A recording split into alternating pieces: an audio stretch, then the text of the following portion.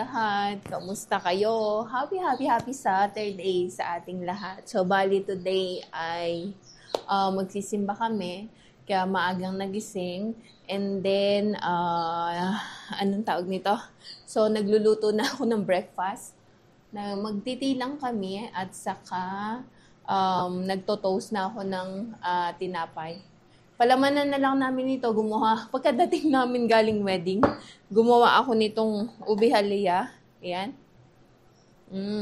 Ito yung galing sa village pa nung nakaraan, ngayon ko lang nailuto. So, ito lang yung breakfast namin. And then, magluluto na din ako ng rice para pagdating namin mamaya, kakain na lang kami. And rice saka, hindi ko alam anong ilulutong ulam. Ang hirap mag-isip, no? So, ayun lang muna and tingnan natin kung may ganap tayo mamaya after charge. Okay, maya naman ulit. Okay, ayan na.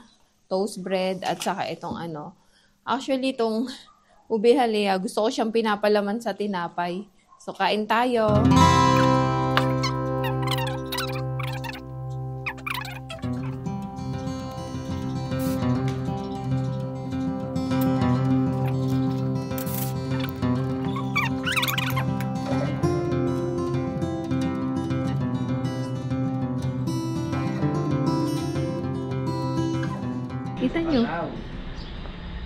Kita nyo ba yung ko?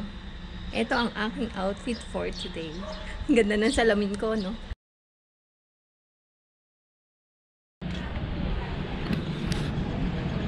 So, ayan, paalis sila Cham. Punta sila ng football. Kasama niya si Sese at tapos yung dalawang friend niya. Football sila.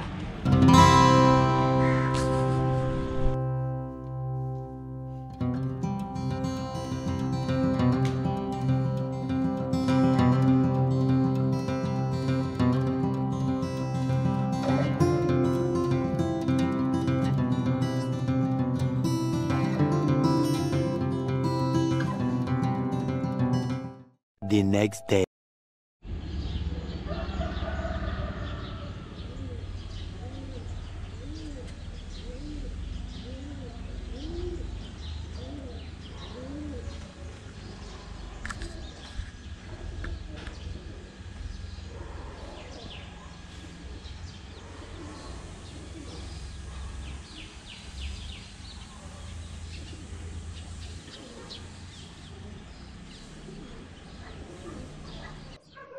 Good morning! Kamusta kayong lahat? So, bale, nakaalis na. Ano ba yung nagtatahulan yung mga aso? Tingnan nyo, nagtatahulan yung mga aso pagka may ganyan, yung mga basura. Schedule ng basura namin kaya binaba ko na yung namin. Meron pang ayan mga aso. Yeah. Tapos pag may nakikita silang ganun din, yung klase ng tao, tumatahol yung mga aso ba? Ayan. So, ang schedule ng basura namin twice a week. Ang busy na ng driving school, Time check, siguro nasa 8:30 na. 8:30 ng umaga. Okay. So, ayan. Nandito ako sa terrace kasi maglilinis ako. Ang dumi, Kasi mahangin, so nagliparan yung mga ganyan ba. Tapos yung ibon, ayan, kinukot-kot nila yung mga ganito ba. Ayan. Kaya ang daming lupa sa sahig. So maglinis muna ako, since maaga pa naman at magdidilig ako ng halaman. So usual everyday routine. Okay, dyan muna kayo.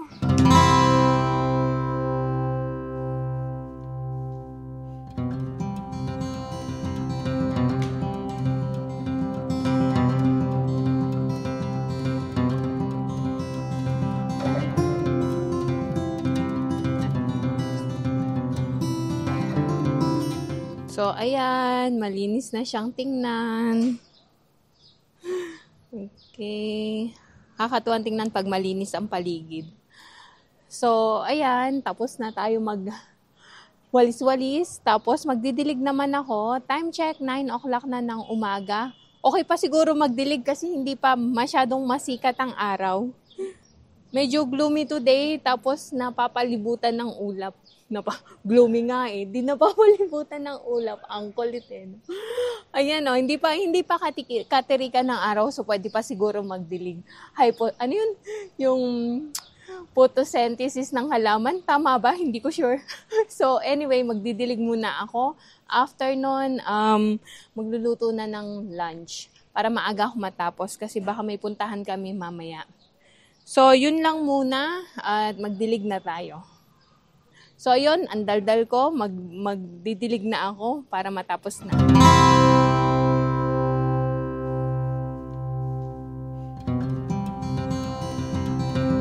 Hello! Magandang gabi sa inyong lahat. Kamusta kayo? So, hindi ko na naituloy kanina yung vlog ko kasi nagaganchilyo ako. Tapos, after ko nung maganchilyo, nakatulog na ako. And then now, nagluluto na ako ng dinner. Bali, magro-roti. Magro-roti lang kami. At saka yung, ano yun? Chana at saka potato. Chana means chickpeas. So, yung roti, eto, gagawa ako, pakita ko sa inyo paano siya gawin. Kulang, kaya nag-shopping si Santos. So, i-unbox natin yung mga pinamili niya bago ako gumawa ng roti. So, ito yon. Ito yung flour na ginagamit dito sa dito sa roti. Ata flour ang tawag dito, wheat flour, 5 kg. Kasi sa gabi nga, 'di ba?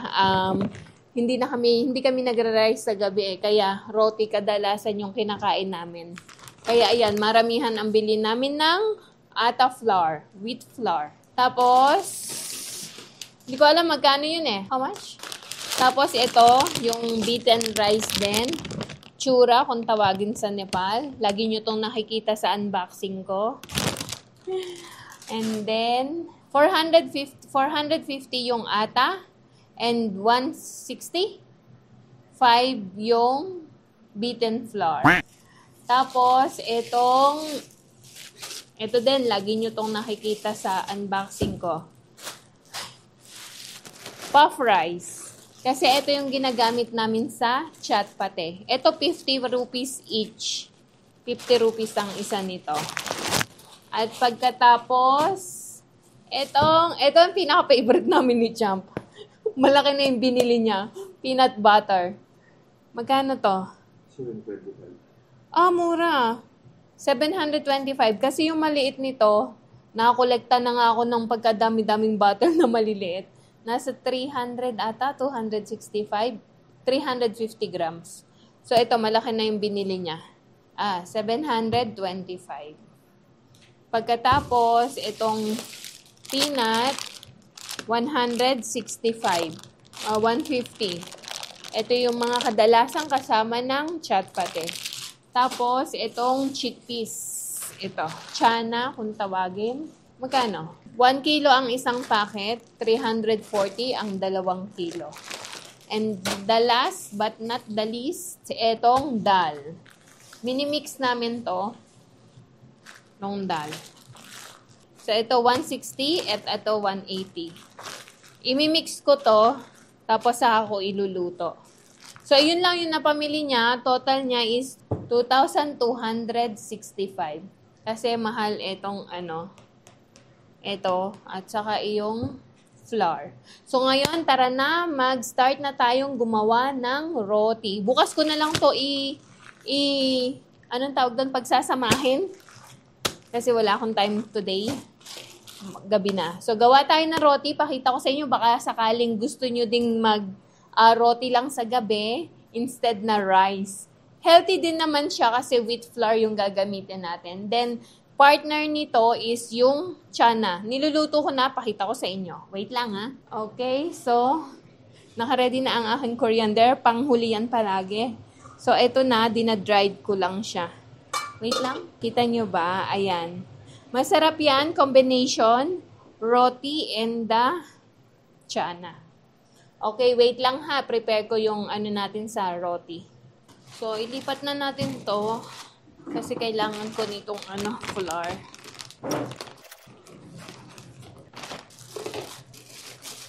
So, ganito siya, oh. Ayan. Hopefully, kasya to dito. Dali, kuha muna ako ng konti para. Hopefully, kasya. Ayan. Kita nyo ba?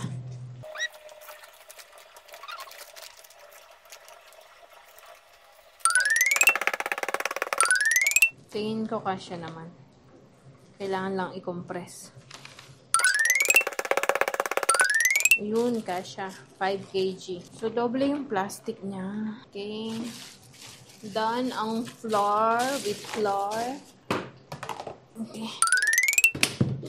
Next natin yung beaten rice. Dito ko siya nilalagay sa Nescafe. Okay. May matitira. May sobrang konti. Hindi na kasya. Next is itong tira pang puff rice. So, isa lang muna yung ilagay ko. Mahilig kasi kami sa chat pate. Kaya, kailangan lagi kami may stock nitong puff rice. Lipat ko na nga din tong isa.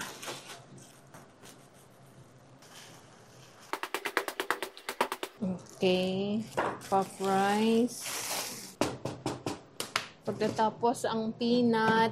Peanut, dito ko siya nilalagay. Meron pa. Pero pwede na ilagay. Kabibili lang namin yan.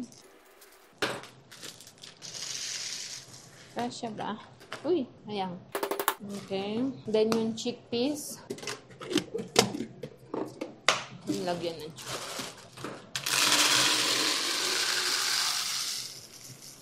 Isa na lang muna buksan natin. Yung isa reserve. So, ayun. Ito bukas na lang kasi medyo matrabaho to. Ito lalagay. And mag-start na tayo ng tapos itong peanut butter.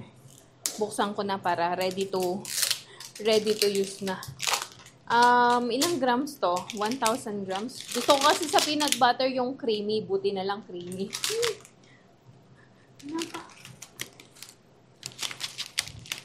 Ayan. Ano to? 1,000 grams. 1 kg. Okay. So, start na tayo. Okay. So, start na tayo. Bale. Wait lang ah. Okay. So, bale. Ito yung flour. 2 cups to. Tapos, nilagyan ko lang ng salt. 1 teaspoon. Tapos, yung tubig. Paunti-unti lang. Para lang din siyang Kinamay ko na. Kasi kailangan kamay, mamasahin. Dapat yung texture niya, paunti-unti lang yung tubig kasi dapat yung texture niya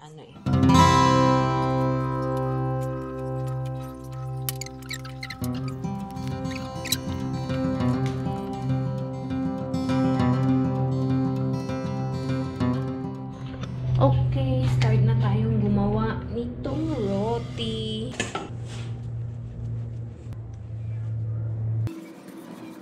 Painit na tayo ng Una, yung kalan naka-high fire. Painitin lang yung yung tawag doon? Yung pinakakawali. After nun, low fire na. Kasi madaling masunog to.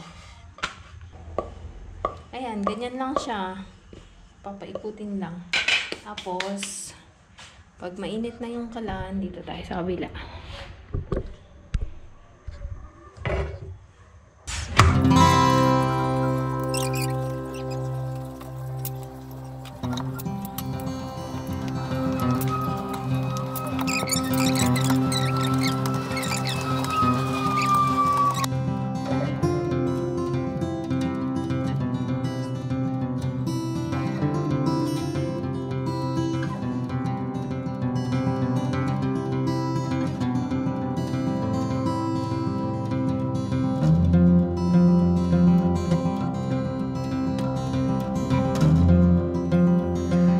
Okay, so ito na ang aming dinner. Ito yung roti at saka yung Kain tayo. Aya. Sarap. Try nyo. Sarap.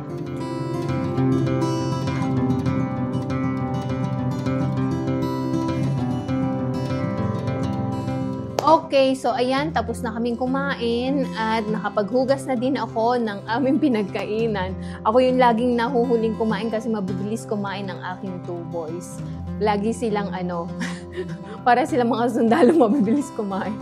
So ayan, bale, may titiklop. Magtitiklop lang ako ng damit sa taas and then pahinga na. So before ko i-close ang video na ito for today, gusto ko lang i-shout out si Sis Chris Abigail Mendoza. So, shout out sa iyo, sis. Saan ka sa Pinas? Musta ka na? Okay lang ba tawagin kitang Chris? So, maraming salamat, Chris, sa palagi mong panonood at sa suporta na palagi mong binibigay sa amin. Naway pagpalain ka ni Lord. So, yun lang muna ang ating video for today. Maraming salamat po sa inyong lahat sa patuloy niyong panonood ng aming mga videos. And for not skipping the ads. Ganun din po, maraming salamat sa patuloy niyong pag-like, comment at pag-share ng mga videos namin. So hanggang sa muli, see you bukas. And God bless everyone. Good night.